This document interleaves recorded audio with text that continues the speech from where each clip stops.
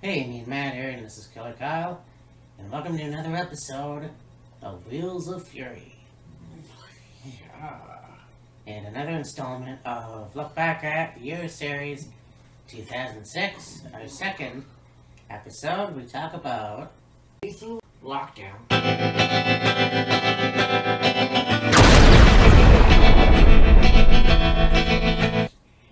And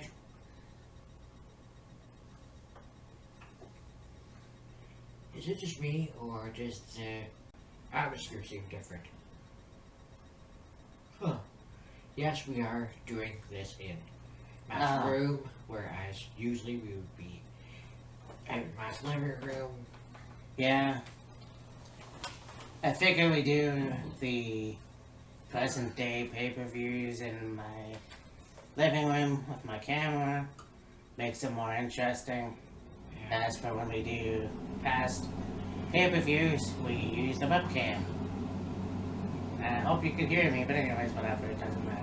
Yeah. Yes, total non-stop action, I slowly got into. I kind of sort of watched it in 2006.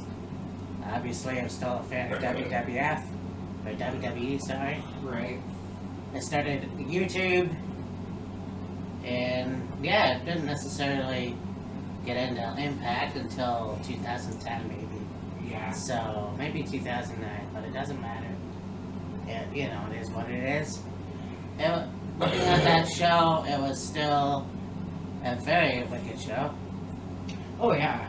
So, And at this point, they had a lot of really big names in the company at this point. I'm sure we will divulge yeah.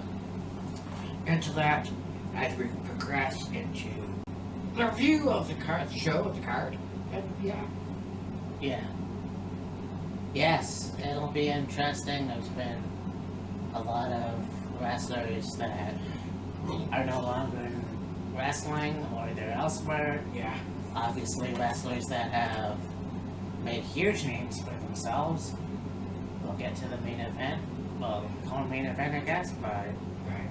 a very good show. And, it's one of those things where 2009, they brought out Hell in a Cell as a pay-per-view. And I thought, oh, cool. You're going to have all these matches in Hell in a Cell. But that wasn't the case, and No. I started thinking, well, maybe this was due to Lethal Lockdown. I'm not sure. That was my opinion at the time, and I still think that holds true a little bit. I also think that they kind of went the MMA route. Like, hear me out, because you have the six-sided ring, Right. and then you had the cage. It kind of was up with the octagon. They didn't necessarily do MMA shit, but, they did what they did. But also, this is what made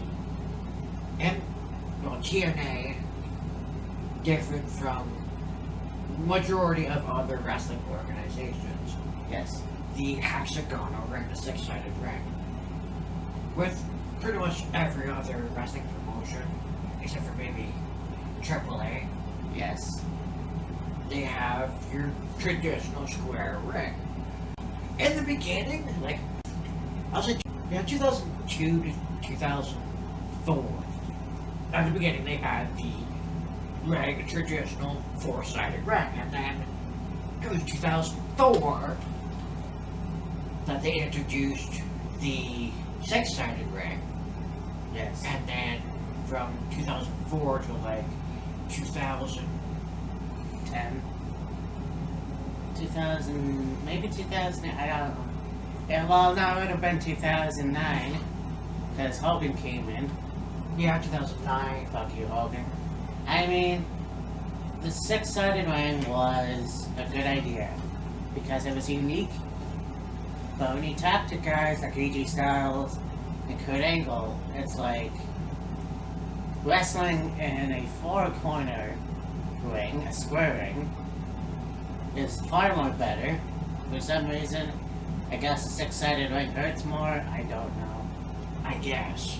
But yeah, this was a good show, obviously. And yeah, we should do more of these. Oh yeah, absolutely. I mean, we will.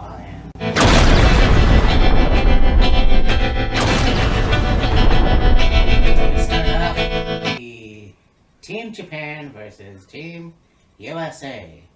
Yes. You got Black Tiger, Minoru Tanaka, and Hiroki Goto versus Sanjay Dutt, Jay Lethal, and Alex Shelley. It's kind of apropos in a way. You have Sanjay Dutt and Jay Lethal with the big Indian guy and AEW talk about the brought back of Death of Dishonor for Ring of Honor. Right. So, yeah, you know, all these guys were so young. Sanjay Dutt had hair. Back then, yes, he had hair. But, yeah, this was a really good match. And I mean, you just the different styles. I think that Team Japan really beat the shit out of Team USA for at least the majority of the match. Yeah. But, yeah, they did end up winning. But you look at the different styles, you look at how good that Jay Lethal was even. I mean, he could move like a motherfucker. Oh yeah. You know, and then, of course, the use of the cage. This was quite possibly one of the best matches. And during the match, you have Team Mexico and the entranceway. Right. You have Shocker and can't remember the two other guys. Right. Shocker was one of those guys that I used to watch in CMLL. Yes. Back in 2010.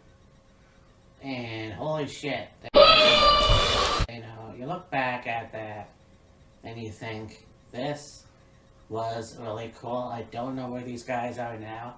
But you look at TNA, you have Team Canada, Team Japan, Team Mexico, Team USA. I'm not sure what else. I think they're near Team UK. The British Invasion. Right. You know. It's a shame I didn't watch that product when I did.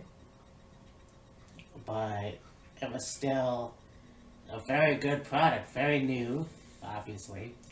And you had all the talent. You had these different styles. Japanese strong style, British strong style, luchador, you know. Yep. So. Yeah, Team Japan won. Mm-hmm. And pretty much all the matches on this card took place inside 6 sides of steel or in steel cage. So next we go on to a match with Senshi versus Christopher Daniels. Yes. The Fallen Angel. Yeah. And Senshi, I didn't even know, was Loki. Yes. And this match was very intense. You have Loki coming down the aisle, staring down Christopher Daniels, and Christopher Daniels looks like he's in shock for some reason, but they put on a hell of a show. Oh yeah. Yeah. Yeah. Low-key Senshi, he's one of those guys that, like, he's athletic, he can high fly. He's only like 175 pounds maybe. He could, you talk about hard hit, that man could lay in any kicks galore. And the thud. And you know, like, if you've watched Christopher Daniels throughout his career, from Ring of Honor to TNA to AEW to, I think he may have retired possibly, I'm not sure. He is one of the best. Yeah. I mean, you look at his matches with Samoa Joe, matches with AJ Styles, matches with P.D. Williams, matches with, you can name anybody, and he's had bangers. Yes. Just really, really good matches. And one of those guys that you can understand and have a respect for, still being able to compete at a fairly high level in like early 50s. Yeah, oh yeah. I mean, a lot of these guys are in their late 40s, early 50s, and they could still go. Like Christopher Daniels, yeah, he's in his early 50s. His eyes all messed up, Yeah. but he can still fucking go. I don't know what he is right now, but Yeah. yeah, it was very cool to watch him enduring. And the first part of the match, the start of it, they really did some really fast-paced moves. So, anyway, since she won, Yes.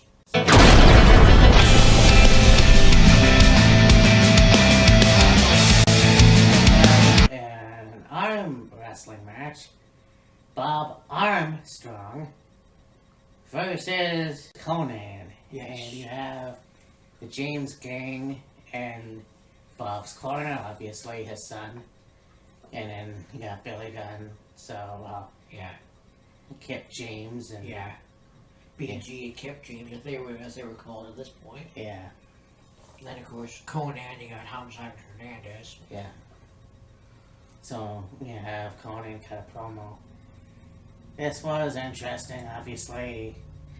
Yeah, I mean, they have the wrestling match every once in a while, Right. but Bob ended up going over to have his fight, and yeah, I think around this time too. I'm not sure when he got cancer, but it almost looked like he was in rough shape to begin with. Mm. And look at Billy Gunn, holy shit. He Yeah. looks the same now as he did back in 2006, Pretty much. except not on drugs. But anyways, this was not too bad. Yeah. Arm wrestling matches are one of those things in wrestling where it's like, okay, they're gonna have the arm wrestling match, and then whoever wins wins, and there's generally gonna be a brawl afterwards. That's pretty much how it goes. Yeah, that's true. But, I mean, it's unique. It rarely happens, but yeah, it was okay, I guess. I think Konnan I don't know a lot of his early career in TNA. I obviously know more in the later part. Obviously, 10 years later when he was there, but Yeah. yeah, a very good show, like a very good match, and yeah, there's not too much more I can say about it. Right.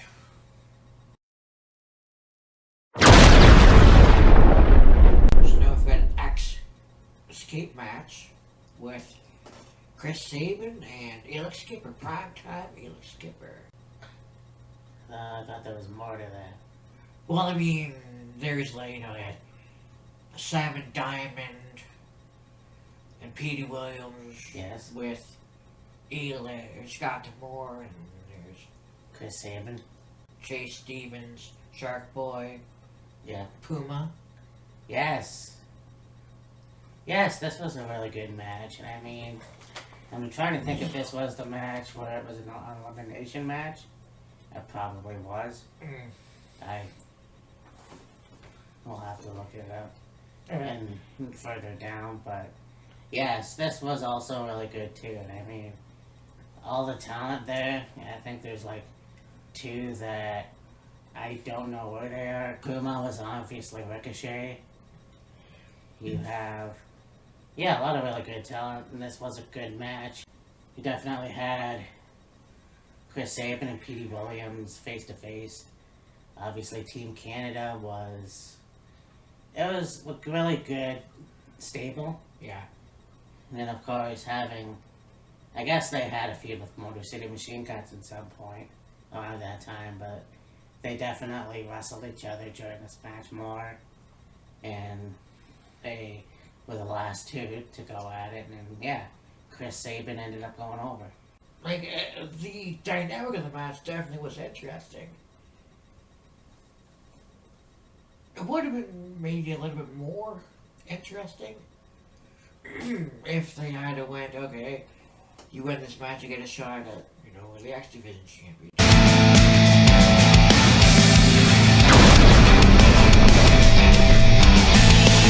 The X Division Championship, you had a match for the X Division Championship with Samoa Joe and the homicidal, genocidal, suicidal Sabu! And as made mention of at the beginning, Sabu was one. Well, okay, you have Team Japan with like Hiroki Goto and Black Tiger, Minoru Tanaka, and other teams that have some fairly big names. Sabu is one of the bigger names in wrestling. For having competed in what was that? Whatever it was, and of course ECW, and you did some work with, of course, TNA, WCW a little bit. Yeah. And that's one of the things about this guy is that, he was one of the most hardcore, the most, like I said, it's all, the proof is in the pudding. And I think that's one of the things that made him a unique wrestler. And you look at his body, and it's just put through hell. Oh, yeah. And you can't imagine how many brain cells he's killed, but yeah. And then you have Samoa Joe, who's still wrestling today. Yes. This guy was in his late 20s here. Yeah. It was not that skinny at that time, but he was slimmer. Yeah. I guess, and more agile. These two really beat the shit out of each other.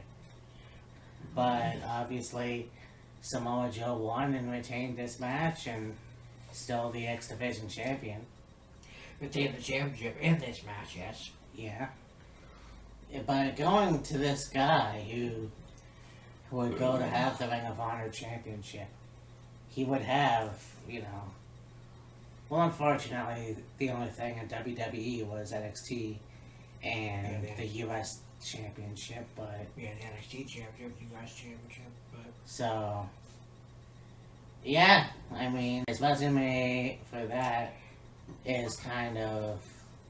Like, I still have to look it up, but yeah, Samoa Joe should have had a much better career in WWE. Yeah.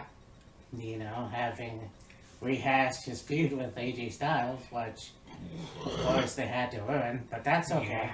It happens. I saw them wrestle, and so I'm fine with that. Yeah. But you look at Sabu and you think, could he have had more? I don't really know. Yeah. He did hold the ECW tag titles with Rob Van Dam. Yes. Did he?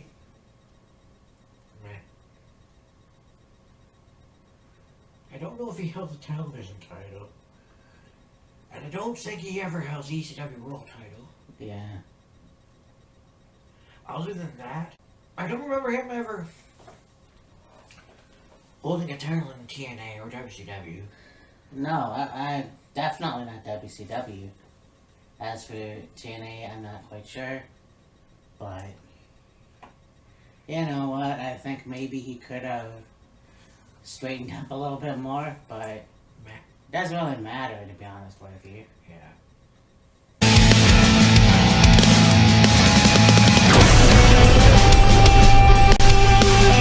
Have a flag, or... Well, they call it a 6 Sides of Steel anthem match. It's really more or less their version of the flag match. You have Team 3D versus Team Canada. Yeah. And Bobby Roode, Eric Young, and A1. Yes. Versus Brother Ray, Brother Demon, and Brother Runt, or Spike Dudley. I don't know who anyone was. Yeah, out of those three guys, Bobby and Eric were notable members of the group. Of course, Petey Williams as well. Yeah. A1, he was, I don't know, kind of like the muscle of the group, so to speak. Okay. After Team Canada, didn't really do a whole lot. Like, Eric, Bobby, Petey, when Team Canada dissolved, they all had, really good singles career. I mean, Eric's with the company right now, and Violent by Design.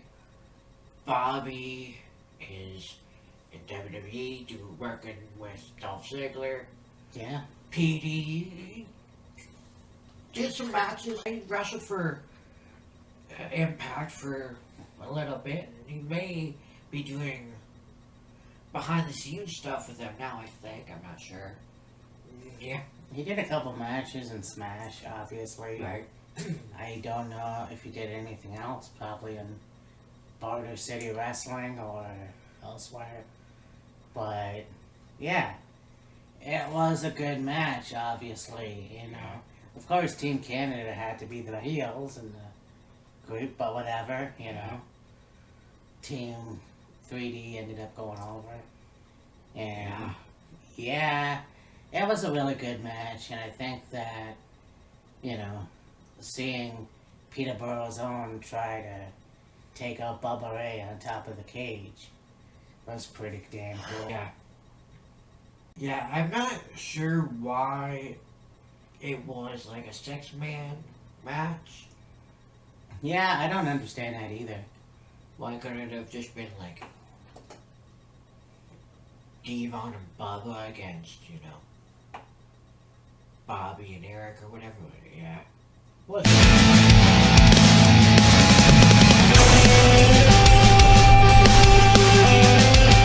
match for the NWA World Heavyweight Championship. Yes, NWA was affiliated with TNA at this point. And TNA didn't really break away from NWA until like 2000, probably 9 maybe. Something like from 2002 to like mid 2000s. Yeah. And it was NWA TNA, and then it was just TNA. I'm not sure exactly what year they didn't do work with NWA anymore, but whatever. Anyways, you got Christian Cage versus Abyss. Yeah, the career that fucking Christian has had. Yep. Going back to the early 90s, where he did have, I don't even know where he wrestled, but still, there's footage with him with Don Callis. Yeah. So I'm not sure where that company was, but then jump into WWF, joining Gangrel, later Edge, then having Edge and Christian. But then, making his shocking debut in TNA. Yes. And I thought that was very cool because it was almost like, and there's a thing where Chris Jericho talks about in the Broken Skull sessions how he went to Japan in 2016. Yeah. And Vince was like, oh, he's going to represent WWE. Well, that wasn't necessarily the case. Yeah. At the time, I kind of thought that's what Christian was doing. He was a familiar face going to another company. Yeah. That I obviously hadn't watched before. So it's very cool to see him in there. Right. But having him as the NWA champion as well was pretty cool. Yeah. And I mean, from the time that it was NWA TNA, you had quite a lot of people hold that championship. You had Christian Cage hold it. You had Jeff Jarrett hold it. You had Ken Shamrock hold it. He was the first champion, actually. Yep. When they first introduced the title, whatever you had. I'm pretty sure Ron Killings held the NWA championship. AJ Styles, maybe? Yeah, I believe AJ did hold the Heavyweight Championship. There's just a few off the top of my head I can think of. Yeah. But this was a brutal match. Yeah. You got Abyss with Father James Mitchell. And it's like, yeah, they really beat the shit out of each other. And just brutality. And it was amazing. Obviously, and you thought that Abyss was gonna go over, become the new NWA champion. But somehow Christian pulled it off. And then, oh yeah, so that's what, I mean, they brought out everything. Obviously, they brought out the chairs, they brought out chains, they brought out thumbtacks. And you thought it was gonna backfire on Christian. But an kill switch. Yeah. Onto the thumbtacks, face first, mind you. I mean, Abyss already had a taste of the thumbtacks. Yeah. But, yeah.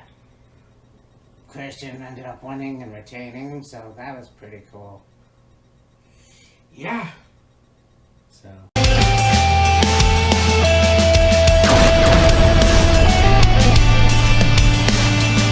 Go to the big match of this event, as it was every year for Lockdown, the Lethal Lockdown. You got Sting's Warriors, Sting, of course. Sting! AJ Styles, Ron Killings, and Rhino. Yes. Versus Jarrett's Army, Jeff, of course, Scott Steiner, and America's Most Wanted, Chris Harris and James Storm. Now, of course, we watched Slammiversary, and you had the return of Chris Harris and James Storm. And then at Against All Odds, you had James Storm, Chris Harris, Heath, and the Good Brothers against Honor No More in what I am believing to be the farewell match, you could say, of, America's Most Wanted. That team ended up winning, and yeah. So, yeah. Sting and his crew versus, and I mean, like, okay, you look at this particular match, you got Sting, you got Rhino, you got Ron Killings, then you got Jeff Jarrett and Scott Steiner. Yes. A variable who's who of big names in the business at this point. Now, I mean, Jeff Jarrett started the company, but I mean, like Sting, Rhino, Scott, Ron, very, very well known at this point in their careers. Yeah.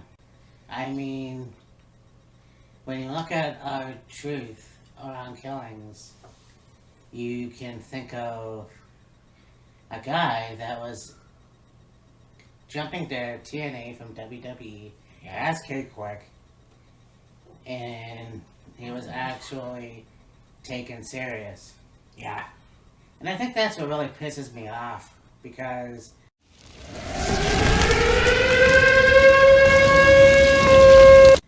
WWE had the chance to make him a better star. And yeah, he did the thing with Road Dogg, and it was fine. But he jumped ship to TNA. He has that career. He had his championships. Yeah. It was very good. And then going back to WWE, after a few years, you would think they would give him a better run! You have his feud with John Morrison, which I don't think he won. I can't remember. Fucking Little Jimmy. His bullshit thing where he thought he was John Cena's dad. Or whatever. The thing with The Miz, which at the time, way back when, I did think it was real. Whatever. He wasn't used the way he should have been used. And I'm gonna say it. You have him on Talking Smack, and he was treated like he was special needs. in my opinion, the guy was so much better in Impact Wrestling TNA than he was in WWE. There was no reason why he couldn't have had the career that he should have had in WWE. You could have given him the Intercontinental Championship. Yes, he had the Tag Team Championship. But why couldn't you make him a serious wrestler like he was in Impact? Or hell, elsewhere? And I mean, I'm sure his thing with Jesse James was great. Or good, at least. Yeah, there's just so much more. And yeah, he's still with the company. But again, you're putting him in another dumbass angle where he doesn't need to be. I don't know why you keep doing this to people that you, for some reason, don't believe. And it sucks. Because Ron Killings could have made a killing, no pun intended, as a good heel in WWE. And yeah, he was a good heel for a little while, and then right back to being goofy. Yeah. I think, though, they have him do it because he can and he's good at it. Of course. And that's, I mean, I understand that. Yeah, I understand that he's good at it. I mean, how many other people do they make a mockery of? Though they have, obviously. It just, when I look at Ron Killings, I see a guy, a completely different person, in total non-stop action than I have in World Wrestling Entertainment. And it doesn't make sense to me. Yes, you have to expand your character. But there is so much more. Look at John Cena, for example. Here's a guy that could be goofy, that could be silly. Or Triple H. But as soon as they hit the ring and the bell rings, they can turn it on and they can be serious and everything is great. I just don't know what happened with Ron. I really don't. I don't think I don't know. Honestly, I don't know. I really don't think they want Truth to be that type of performer. Alright, well, Like, no, don't get me wrong, bro. Truth is, he's a fantastic wrestler, a hell of a performer.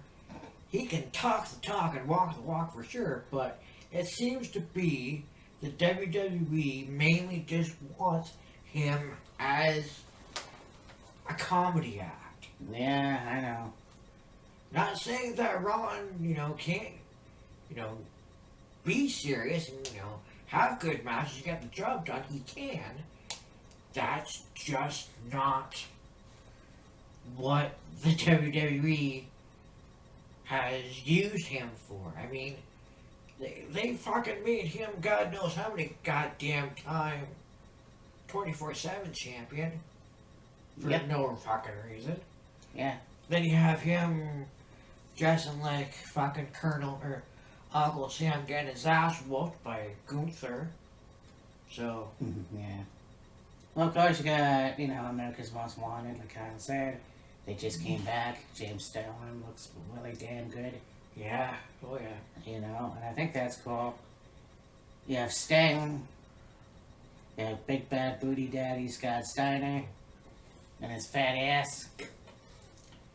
And then, of course, you had to see a match where Rhino wouldn't hit a guard! Guard! Guard! But ended up that Sting's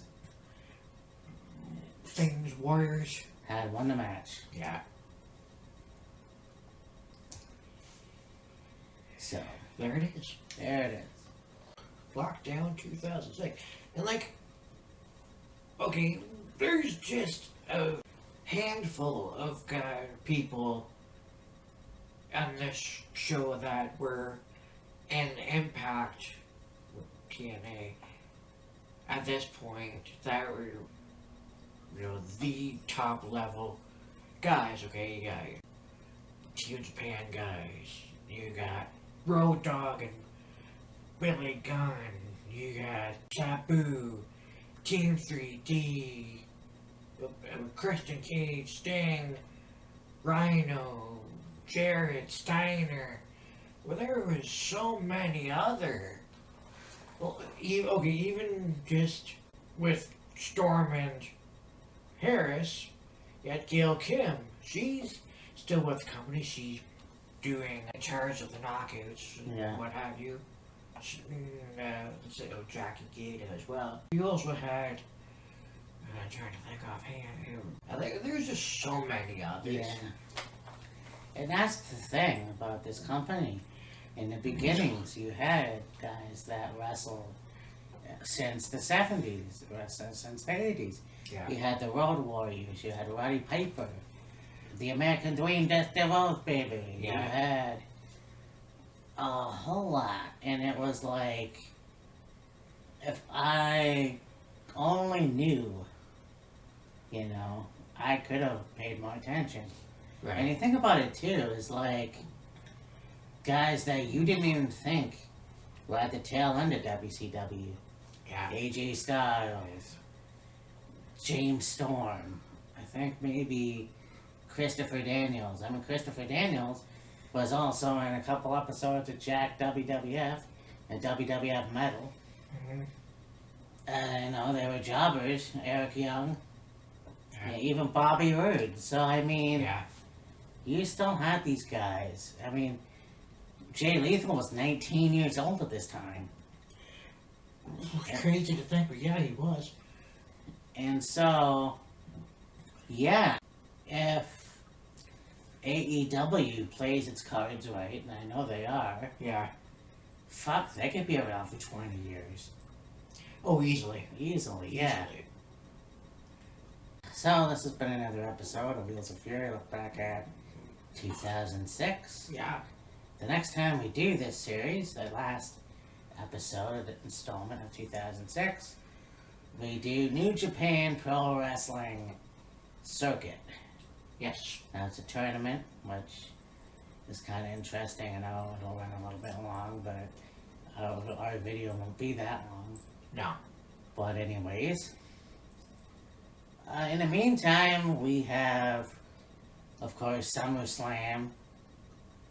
Now, I know that Fyter Fest is coming up. Fyter Fest is next week. And also coming up is Death Before Dishonor. Yeah. So.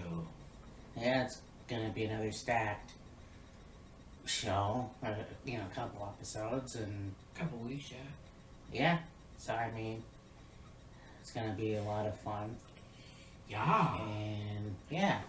Very good episode. And I mean, one of those things where it's like, I wish I would paid more attention in 2006 to TNA, but when did you start watching it? Oh, jeez. I started watching. It was probably 2004. I believe 2004, 2005, somewhere there. Oh, I just didn't get Spike, but yeah. Anyways, so we'll see you next week. Deuces. Until next time. Peace.